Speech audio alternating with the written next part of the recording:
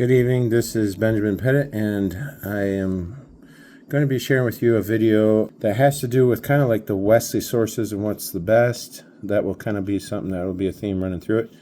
But also, I wanted to show you that over the years, God has given me insight to kind of see where scholarship was going with things. Sometimes it was before, or sometimes it was right with some of the best thinkers. Sometimes they preceded me and I didn't know it. You know, you would think after all these years that have gone by since I wrote my books in 2009 to about 2013. And here is them stacked together. And the first one is on the bottom. It's called The Great Privilege of All Believers. And then we have The Holy Remnant, which is the second book, and then the Two Gospel Axioms, 2009 to 2013. And so some years have gone by since then, and you would think that some of the statements I made, some of the stands I made, you would think I would have found them controverted or turned over or whatever, corrected, especially some of the controversial writings, and it's just not the case. For instance, I wrote the third book, Two Gospel Axioms, and like I said, 2013. If you compare it with a modern writing from that exact same period by Kenneth Collins, I have that book here. It's called A Theology of John Wesley. Sorry, it's backwards. I'll flip it. A Theology of John Wesley, Holy Love and the Shape of Grace by Kenneth Collins. Is a Wesley scholar. I believe he should be the leading Wesley scholar of the day. He is one of the leading. I think he should be the number one scholar in our day on John Wesley. When it comes to his autobiography, his biography, who would write a best biography on it, who understood the theology of John Wesley today, I think he covers all those things. Well, if you look at my third book, it's called Two Gospel Axioms, as I said, a balanced proclamation of God's love and grace. Love and wrath. If you go in that's two different subjects that are on the ends of spectrum of God. And so I was basically saying that you can't just present like Wynkoop did, who was an author through the Nazarene Church in the 70s. You can't just emphasize the love of God and understand Wesley's emphasis on holiness. Holiness is not just love. And so in the book, I started to write about a man that was coming through the Church of Nazarene at the time, Dr. Thomas Ord. He was making claims along the line of Wynkoop's theology. He was definitely influenced, like Wynkoop was, by the process theology, a philosophy where it's trying to make metaphysical explanations of holiness from a love perspective. And people don't realize that. They think it's just trying to get to a balance where you're talking about love, and that's not what it's doing at all. She was trying to introduce liberalism into the Church of the Nazarene's doctrine. And, so it's a totally different agenda. So one of the points I'm going to be sharing with you again and again is how important it is to know what right sources are. Okay, not just that there are sources and read everything, but instead know which ones are the best, know which ones are important. So to show you that I was keen to what was going on, I was not aware that Collins was writing this book when I was writing my third book. So I, in the book, say that you can't just talk about love. I said you have to put it in terms of and I used the word pure love. Wesley used that phrase many times in his works, and I cite every one of them in his main works. And so, I definitely source that concept. And then I get into this book written by Collins, and he says the same thing. He says, to be sure, the careful contextualization of Wesley's language with respect to holiness is needed for subsequent ages and for diverse locales. So in other words, he was trying to be as graceful as he could to Thomas Ord's agenda, okay? However, in this worthy project, Ord and Lodal essentially end up with a definition of holiness, and I agree with this statement, that in our estimation does not properly encapsulate Wesley's own best thinking on the matter. For though Wesley considered simplicity and purity to be, quote, the essence of Christian holiness, unquote, Ord and Lodal reject this understanding, judging it to be static and not relational enough, and they therefore prefer to maintain that, quote, love is the heart of holiness, unquote. And then listen to his argument. Granted, holiness is intimately connected to love in Wesley's theology, but the two terms are not virtually identical, as Ord and Lodal seem to suggest. Otherwise, we would end up with a basic tautology, which is circular reasoning, along the line that love or holiness equals love. All right, so he's saying that you can't say that, you can't use the definition, use the word in the definition of a word when you're trying to explain it. And so that's just circular reasoning. But holiness actually brings something to the phrase holy love. So he chose holy love. I use pure love.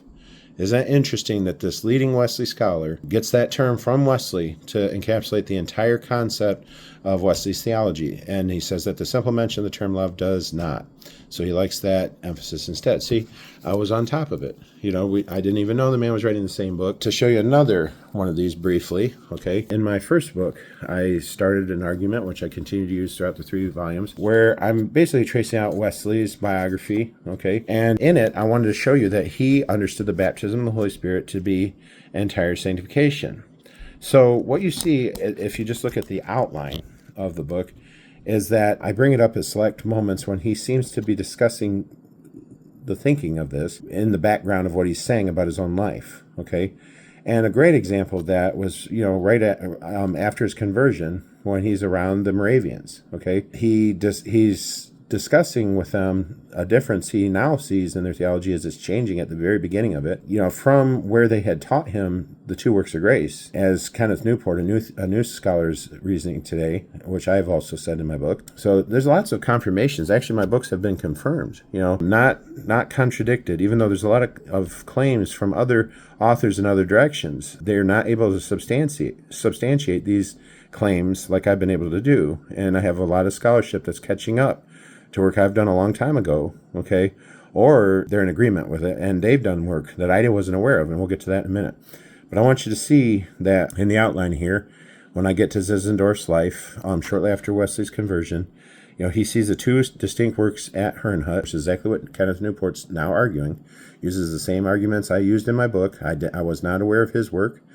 I'm not sure he wrote his before me. Okay, I wrote in 2009. I think he was publishing later than that. But interestingly, he's going down the same line with Wesley's biography. Okay, so that's another confirmation of my work. When you look in the teachings I'm talking about, where I'm talking about the baptism of the Holy Spirit, basically, I just bring it up. This is Wesley's correcting the Zinzendorf camp, and he's saying, this isn't what you taught me originally. You taught me entire sanctification as a second work. You're not teaching that it's a 2-in-1 conversion experience, okay, that you get all when you're saved. And he said that was a later development when they kind of went away after another false teaching, okay? And so in that, I would use an argument where he is arguing for the distinction between the 2 works of grace against the neo-scholarship today. Their claims in their autobiographies, biographies of Wesley, like Heizenrader and Maddox and others, is that Wesley mixed it up. And some people have fallen into that are on the conservative side of Wesley. Collins sees something in agreement with that. Newport does, definitely. He sees a connection where he thinks that Wesley was associating the 2 works together at the very beginning, which I disagree with. My book corrects it. They haven't caught up on that one yet, okay?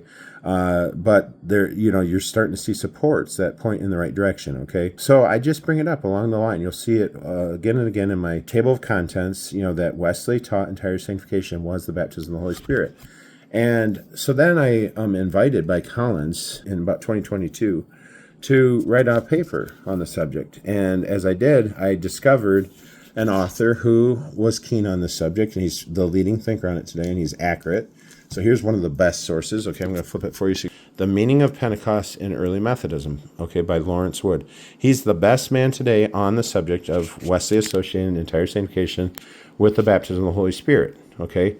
And so he proves it. He proves it through Wesley, Charles Wesley, all of early Methodism, and he connects it, which would obviously connect it right to the beginning of the Methodist Church, and then he associates it with the beginning of Methodism, early Methodism, as you see here. And then, it just takes the work that I've done in the second book to show that it was continued through the later movement in America called the American Holiness Movement. So Lawrence Wood had, for 30 years, been consistent on the subject, arguing that Wesley taught entire sanctification as the baptism of the Holy Spirit. That's against modern neo-scholarship, okay? My book had that. You see, the more I've studied these things, obviously I've gone much deeper in later years than in the early writings, and all it's done is confirmed what I was saying. So I want you to see that, and I want you to have confidence in what I'm telling you, because there's, this has been proven again and again, this kind of thing, in thousands of details and the contextual arguments and every way you can think of. So anyway, I just wanted to give that to you as a brief video to kind of whet your appetite for the longer stuff that we'll be talking about. I will go into details more on some of these subjects as we go into a deeper video.